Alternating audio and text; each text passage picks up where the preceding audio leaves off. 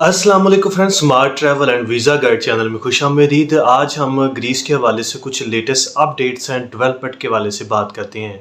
सबसे पहले हम बात करेंगे, बहुत से लोग इस हवाले से एक कॉमन सी क्वेरीज है कि क्या आप पाकिस्तान से हट के किसी दूसरे कंट्रीज़ में ग्रीस का जो वर्क परमिट है, इसको एपोफेसी भी कहते हैं, अप्रूवल लेटर भी कहते हैं, वो मंगवा के वहाँ पे जो ग्रीस की एम्बेसी मौजूद है वहाँ से लगवा के ग्रीस जा सकते हैं। अगर ऐसा पॉसिबल है तो किस तरीके से आप वहाँ से वर्क परमिट मंगवा सकते हैं। दूसरे नंबर पे इसकी हम वीज़ा रेशो की बात करेंगे। तीसरे नंबर पे क्या आप वीओसी जो होती है, जो एक रेजिडेंस परमिट सर्टिफिकेट होता है ग्रीस के हवाले से, क्या उसकी बेस पे ट्रैवल कर सकते हैं या आपको वहाँ पे ट्रैवल करने दिया जाएगा, इस पर बात करेंगे। मजीद वीडियो शुरू करने से पहले काइंडली हमारे चैनल को सब्सक्राइब करिएगा, शेयर करिएगा, बेल आइकन पे क्लिक करिएगा। सबसे पहले बहुत से लोग इस हवाले से कुछ अल्टरनेट वे ढूंढते हैं कि जी पाकिस्तान से वीज़ा रेशो कंपैरेटिवली बाकी जो पिछले मंथ हैं उसकी निस्बत कम है, तो हमें क्या इसका अल्टरनेट वे ऐसे ढूंढना चाहिए कि हम किसी दूसरे कंट्री में जहाँ पे ग्रीस की एम्बेसी मौजूद हो वहाँ से अपना वीज़ा लगवाएं, वहाँ से टाइम लें और अब वहाँ पे ग्रीस जाएं। क्या ऐसा पॉसिबल है? अगर पॉसिबल है तो किस तरह पॉसिबल है? सबसे पहले ये बात अंडरस्टूड है कि आप अगर पाकिस्तान के अंदर मौजूद हैं, आपके पास रेजिडेंस पाकिस्तान का डेफिनेटली एक पासपोर्ट और सिटी आईडी कार्ड मौजूद है, तो आपका जो वर्क परमिट है एपोफेसी वहाँ से इस्लामाबाद एम्बेसी के अंदर ही आएगी और आप यहीं से अपॉइंटमेंट ले सकते हैं। दूसरे नंबर पे ऑप्शन होती है कि अगर आप लोग सोचते हैं कि जी हम दुबई या किसी दूसरे कंट्री में विजिट वीज़ा लेके जाके वहाँ पे अप्लाई करेंगे, क्या ऐसा पॉसिबल है? आप किसी दूसरे कंट्री में उस वक्त तक अप्लाई नहीं कर सकते जब तक आपके पास उस कंट्री का कोई रेजिडेंस परमिट या टेम्परेरी रेजिडेंस परमिट मौजूद ना हो। जैसा कि मिसाल के तौर पे अगर आप जितने भी गल्फ कंट्रीज़ हैं, अरेबिक कंट्रीज़ हैं, अगर आप जैसा कि सऊदी अरेबिया, दुबई,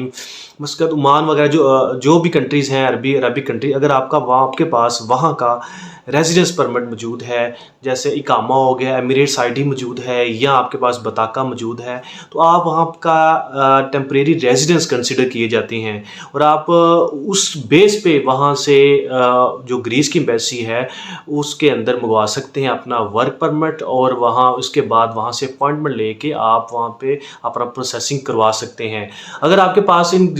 किसी भी कंट्रीज़ का कोई रेजिडेंस परमिट नहीं है तो फिर आप बाउंड हैं, डेफिनेटली बाउंड हैं कि आप पाकिस्तान के अंदर ही इस्लामाबाद एम्बेसी के अंदर आएगा और यहीं से प्रोसेस करवाएंगे। और विजिट वीज़े की बेस पे आप नहीं करवा सकते, ना विजिट वीज़े पे बेस पे आप किसी दूसरे कंट्री में जाके वीज़ा आगे अप्लाई कर सकते हैं जब तक आपके पास उस कंट्री का कोई लीगल परमिट या रेजिडेंस वगैरह मौजूद नहीं होता। दूसरे नंबर पे अगर हम बात करें वीज़ा रेशो की, वीज़ा रेशो जैसा कि लास्ट ईयर बहुत ज़्यादा बेहतर थी और उसके बाद बहुत ज़्यादा डाउन हुई, इवन के 200 में से 1-2-3 लोगों को भी वीज़े ग्रांट होते रहे कुछ अर्सा, जो जैसा कि हम अप्रैल मई की या जून की बात करें, लेकिन अब कंपैरेटिवली अक्टूबर के महीने में इसकी वीज़ा रेशो ग्रेजुअली इम्प्रूव हो रही है। उसकी मुख्तलिफ वजूहात हो सकती हैं। एक तो वहाँ पे जितना भी उनका जो लोग थे, अगर एक मिसाल के तौर पे अगर एक मालिक है जिसको ऑथराइज था, जिसको अलाउ था कि सिर्फ 8 बंदे मंगवा सकता, लेकिन अगर उसने 16 लोगों के एपोफेसी या वर्क परमिट इशू करवाए थे तो डेफिनेटली ग्रीस को, एम्बेसी को ऐसा ये सिस्टम के तहत मौजूद मालूम होता है कि इसकी इतनी ज़मीन है, इतनी पैदावार, इतने बंदे अलाउ हैं, तो उस बेस पे भी एक वीज़ा रेशो की रिजेक्शन काफ़ी ज़्यादा होती रही है। लेकिन अब ग्रेजुअली का वीज़ा रेशो कंपैरेटिवली बेहतर हुई है और चांसेस हैं, होप्स हो कि आने वाले दिनों में मज़ीद बेहतर होगी और अगले साल नेक्स्ट ईयर मज़ीद है कि मज़ीद इसके अंदर कुछ चेंजेस, बड़ी चेंजेस आए, कुछ नया कॉन्ट्रैक्ट या एग्रीमेंट गवर्नमेंट का साइन हो।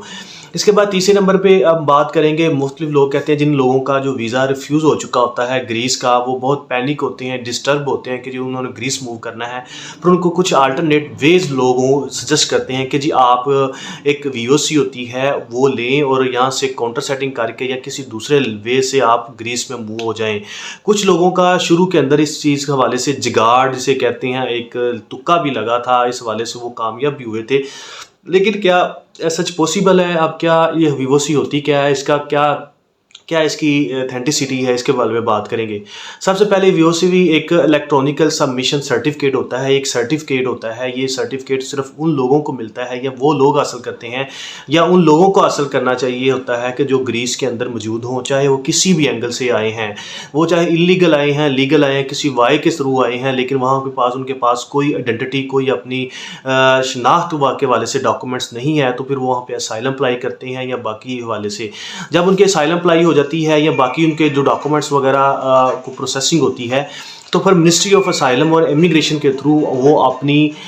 जो वीओसी होती है इसको अप्लाई करते हैं। वीओसी एक जस्ट एक रसीद होती है, एक सर्टिफिकेट होता है कि आपका जो रेजिडेंस परमिट है उसके हवाले से एप्लीकेशन स्टार्ट हो चुकी है और उसके ऊपर फैसला होगा। ये मोस्टली 5 साल बाद या 7 साल के बाद भी इस चीज़ को इसको बनती है, लेकिन अगर आप इमीडिएटली वहाँ पे जाकर असाइलम लेते हैं या आप किसी थोड़ा सा स्पेंड करते हैं तो आपकी वीओसी भी वहाँ से कुछ लीगल पॉइंट के थ्रू बन सकती है। अब सवाल ये है कि एक बंदा जो पाकिस्तान से कभी मूव ही नहीं हुआ और उसको कहीं उसका वीज़ा भी नहीं लगा, तो वो पाकिस्तान के अंदर बैठ के इस वीओसी की बेस पे किस तरह ट्रैवल कर सकता है। ये एक जस्ट इलेक्ट्रॉनिकल सर्टिफिकेट होता है, ये उस टाइम ही अप्लाई करते हैं, ये उस टाइम ही ग्रांट होता है जब आप ग्रीस के अंदर मौजूद हों और आपके जितने भी डॉक्यूमेंट्स हैं वो लीगल वहाँ पे हों, उसका आपका रहने का, स्टे करने का, इतने साल का जो वहाँ का टाइम गुजारा है उसका प्रूफ और सर्टिफिकेट लगा के आप मिनिस्ट्री ऑफ इमिग्रेशन असाइलम में अप्लाई करते हैं। उसकी बेस पे आपको फिर वीओसी मिल जाती है। वीओसी एक आर्जी तौर पे एक कागज़ होता है, सर्टिफिकेट होता है, आपको स्क्रीन पे भी शो हो रहा होगा, जिसका मतलब ये है कि आपका जो फैसला है, दरखास्त का फैसला आने वाले दिनों में मुतवक्का है और आपको रेजिडेंस परमिट मिल सकता है और नहीं भी मिल सकता। अब ग्रीस की गवर्नमेंट ने इस वाले से बहुत ज़्यादा स्ट्रिक्ट की है, सख्ती की है कि जो लोग इसको डाटे को अपने फीड करते हो, वो टेम्परिंग का, झूठ का या कोई गलत बयानी का सहारा लेंगे, उनको ऊपर बैन भी लग सकता है और उनका डिपोर्ट भी हो सकते हैं। ये वो सारी रियलिटी है। लेकिन कुछ लोग जो लोगों को दूसरे नंबर पे